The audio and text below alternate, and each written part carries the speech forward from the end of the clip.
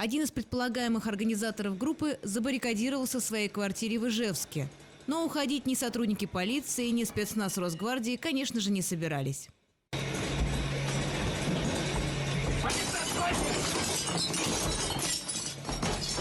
Последний оплот злоумышленника – кухня.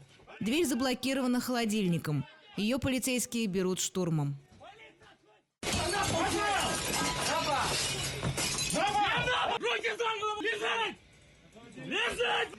Браслеты!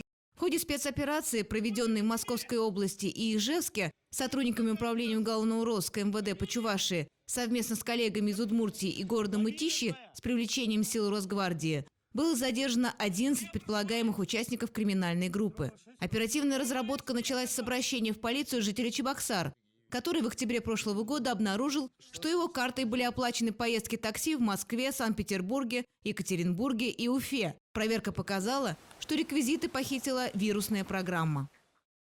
Установлено было, что у него на компьютере, на основном, которого он заходил на свою электронную почту, был вирус. Данный вирус, он действует каким образом? Ты заходишь в интернет-сайт, к себе на страницу, допустим, электронной почты, забиваешь логин-пароль. Эти логин-пароль сохраняются на компьютере уже в этой шпионской программе и отправляются на другие сайты, скажем так, где уже находятся жулики наши, подозреваемые фигуранты дел. Кроме того, реквизиты банковских карт перехватывали злоумышленниками на различных фишинговых сайтах, в соцсетях при прохождении так называемых опросов, участии в онлайн-лотереях и тому подобное. Реквизиты банковской карты остаются на сайте. Злоумышленники таким образом накапливают себе базу данных электронных почт, банковских реквизитов для последующей перепродажи либо совершения хищения уже с банковской карты. Мошенники считали, что они неуязвимы для правоохранителей, ведь все происходило дистанционно. Но в их поимке была заинтересована не только полиция, но и компания, предоставляющая широкий спектр услуг.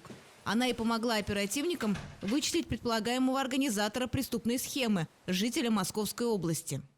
За эту гениальную идею нужно расплачиваться.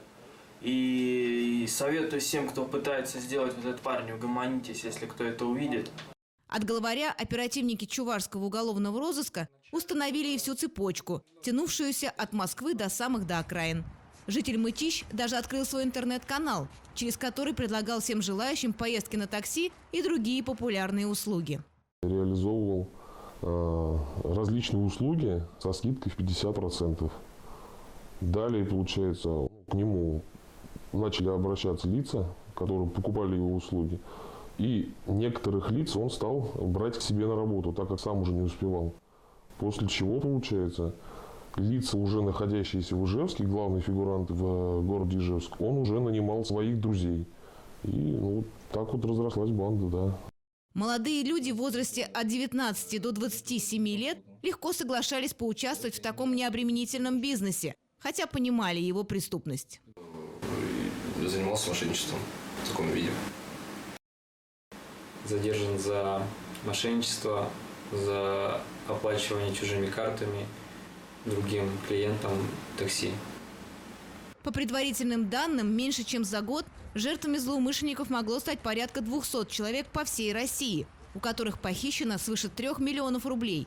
По уголовному делу, напоминаем, проходит 11 человек. В настоящее время 2 фигурантов заключены под стражу. В отношении 9 человек избрана мера пресечения в виде подписки о невыезде и надлежащем поведении. Расследование уголовного дела продолжается.